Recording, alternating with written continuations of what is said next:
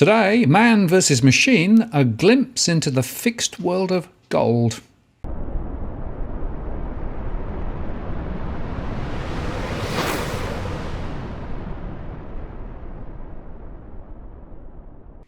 Hello again, it's Martin North from Digital Finance Analytics, where I'm the latest post covering finance and property news with a distinctively Australian flavour. Well, JPMorgan holds tens of billions of dollars in gold in vaults in London, New York and Singapore. It's one of the 4 clearing members of the London market, where global gold prices are set by buying and selling metal held in a few London vaults, including JPMorgan's and the Bank of England's. In fact, JPMorgan is the biggest player among a small group of bullion banks that dominate the precious metals market, and thanks to a recent US court case and the internal documents presented by prosecutors, we got a glimpse of just how dominant a role the bank has played and how the gold market works or doesn't. In fact, in 2010, for example, 40% of all transactions in the gold market were cleared by JPMorgan. Now, this is important because, I've said many times, the 50 times plus relationship between physical gold holdings and the various derivatives held against it means it's a highly manipulated market. And of course, it sits at the very heart of our financial systems. So today we're going to look at the case and how so-called spoof trades, which are large orders intended to manipulate prices but that are quickly cancelled, works. And before I start, a quick request: if you do value the content that we produce, please do like the post and consider subscribing to receive future updates and turn on notifications. This really makes a difference to us getting our message out, as views, likes and subscriptions drive the YouTube algo. And a word of thanks to those who do support us in what we do. The former head of the JPMorgan Chase & Co. precious metals business and his top gold trader were convicted in Chicago last week on charges they manipulated markets for years, handing the government in the US a win in its long crackdown on bogus spoofing orders. Ex-JPMorgan employees Michael Nowak and Greg Smith were found guilty on Wednesday by a US federal jury after a 3-week trial and more than 8 days of deliberations. Prosecutors presented evidence that included detailed trading records, chat logs, and testimony by former co-workers who pulled back the curtain on how Nowak and Smith moved precious metals up and down for profit from 2008 to 2016. A third defendant, Jeffrey Ruffo, who was a salesman on the bank's precious metals desk, was acquitted of charges he participated in the conspiracy. Hedge funds like More Capital, Tudor Investment Corp, and George Soros' eponymous firm were some of JPMorgan's most important clients.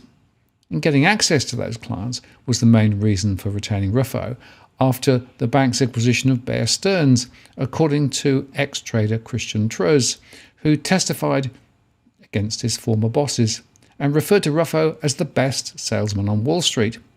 Being a top client of JPMorgan came with perks. Employees at the funds could be provided with free tickets to the US Open, according to messages involving Nowak showed during the trial. Another set of important clients were central banks, which trade gold for their reserves and are among the biggest players in the bullion market. At least 10 central banks held their metal in vaults run by JPMorgan in 2010, according to documents disclosed in court.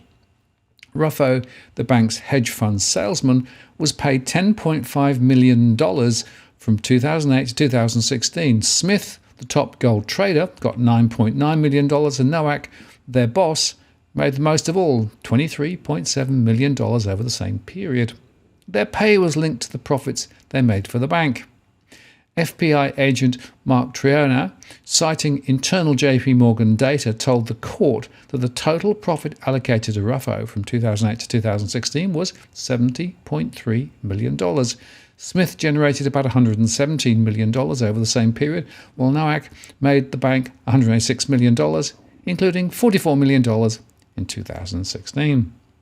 The star witnesses at the criminal trial were former co-workers who said they participated in the spoofing activity over years. Traders John Edmonds testified about market manipulation by all 3 defendants at JPMorgan, while trader Corey Flom described similar behaviour when he worked with Smith and Ruffo at Bear Stearns before it was acquired by JPM in 2008. Greg Smith clicked his computer mouse so rapidly to place and cancel bogus gold and silver orders for Bear Stearns and later JPMorgan Chase that his colleagues would joke that he needed to put ice on his fingers to cool them down afterwards, or that he must be double-jointed. That's how his former protege, Christian Truz, described for jurors how he watched Smith use so-called spoof trades, large orders intended to manipulate prices that were quickly cancelled. Truz said he learned how to spoof from Smith and others after joining Bear Stearns out of college in 2007, shortly before the bank was acquired by JPMorgan. To place and cancel orders fast required a rapid succession of clicking on a mouse, and Smith, the desktop trader, was particularly good at it, Trance told a federal jury in Chicago. That clicking was easy for everyone on the desk to hear, according to Truz, who sat next to Smith for years and said he often pulled his chair alongside his mentor's computer screen to watch him trade.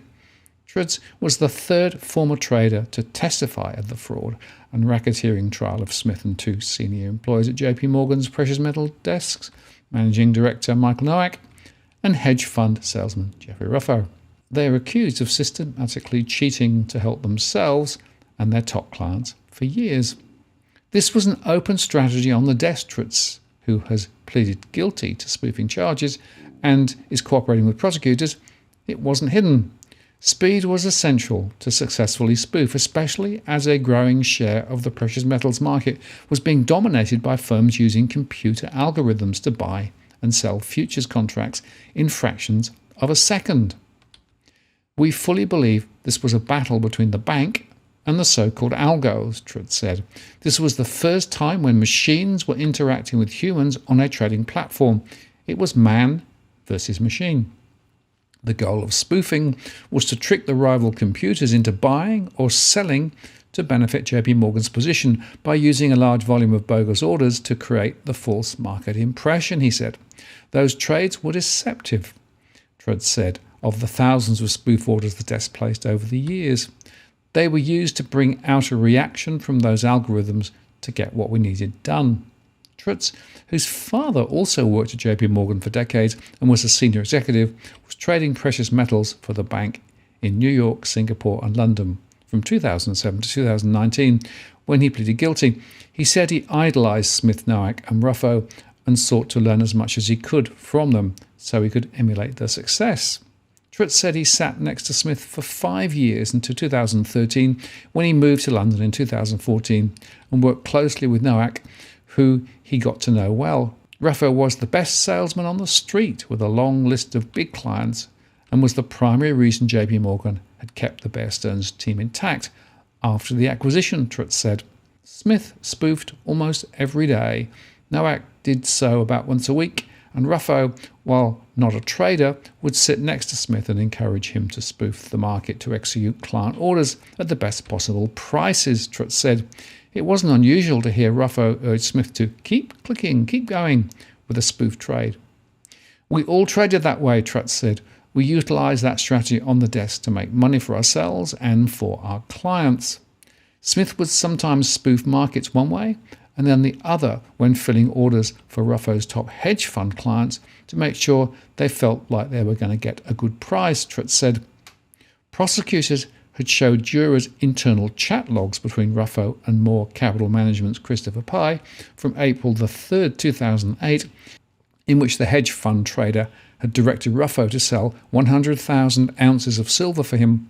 Smith filled the order, then rapidly placed a large number of additional sell orders that he quickly cancelled as the price of silver dropped. Ruffo then congratulated Pye on his decision to sell. Did well with that. Already lower, he said in the message. Asked to explain why Smith made the spoof trades, Truz said Greg looks like he was able to execute at a great level. Chris Pye looks like he made a great decision to sell 100,000 ounces. When he did, Truz said everybody has an ego. The court was shown internal figures detailing the bank's annual profits from precious metals, the first time such detailed information has ever been made public. JPMorgan's earnings reports don't break out the results from the precious metals desk or even its broader commodities unit. In summary, the business is a consistent moneymaker for JPMorgan, notching up annual profits between $109 million and $234 million a year between 2008 and 2018. The lion's share of that comes from trading in financial markets, but the bank does plenty of physical business as well. Trading and transporting physical precious metals makes the bank about $30 million a year on average. Still, the profits disclosed in the trial have been overshadowed more recently.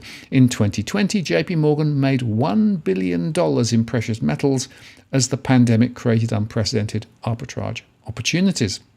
Christian Trutz said his boss coached him to lie to compliance officials about the price manipulating orders and later counselled him against pleading guilty as prosecutors were preparing criminal charges against top executives at the trading desk.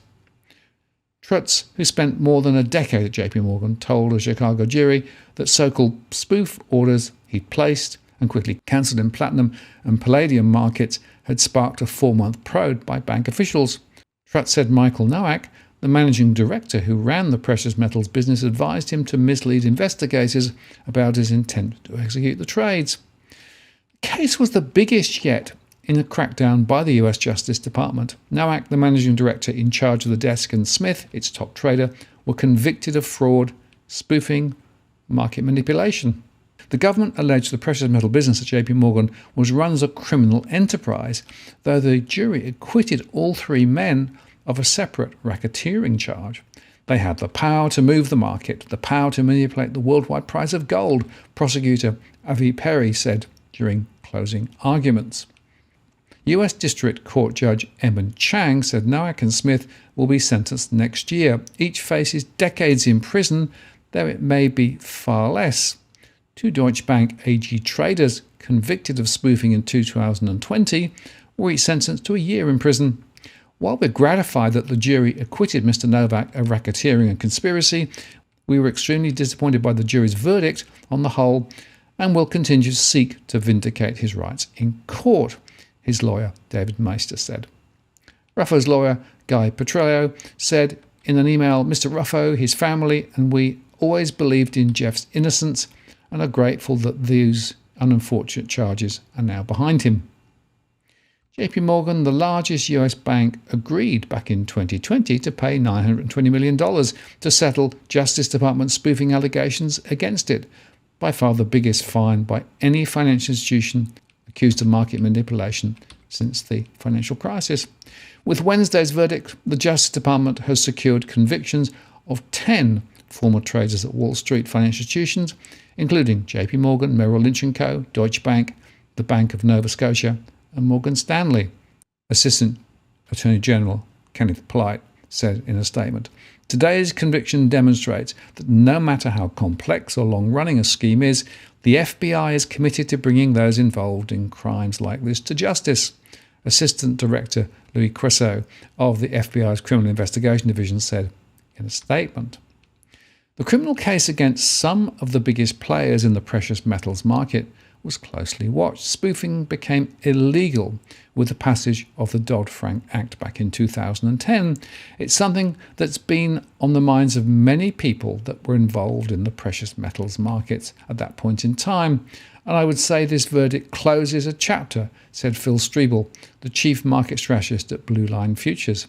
This kind of thing had been going on for at least 15 years or more, with people waiting for justice, and I never thought it would ever get closed. And Dennis Kerner, co-founder and chief executive officer at Better Markets, an organisation advocating stricter financial regulation, said the verdict should signal to Wall Street's biggest financial firms and executives that they are not above the law. The JPMorgan case wasn't a complete victory of prosecutors, though. All 3 defendants were acquitted of violating the Racketeering, Influenced and Corrupt Organisations Act, a law more commonly used against gangs or mafias. Jurors didn't agree with claims by prosecutors that the JPMorgan Precious Metals desk was run as a criminal enterprise. No witnesses or chat logs presented during the trial show the defendants openly discussed their intent to spoof. Racketeering charges also are part of the federal government's case against Bill Hwang, whose Archelaus Capital Management collapsed last year and cost banks billions. But the point I want to make is that this is just a little glimpse of a much bigger problem, because these markets are still highly manipulated around the world, and that means you cannot really trust the current price of gold because it's being influenced by all of those other things happening behind the scenes. And of course, those players with massive holdings and significant positions and exposures are able to play the market. And that is why prices don't behave the way that many expect. I'm Martin North from Digital Finance Analytics. Many thanks for watching, and I'll see you again next time.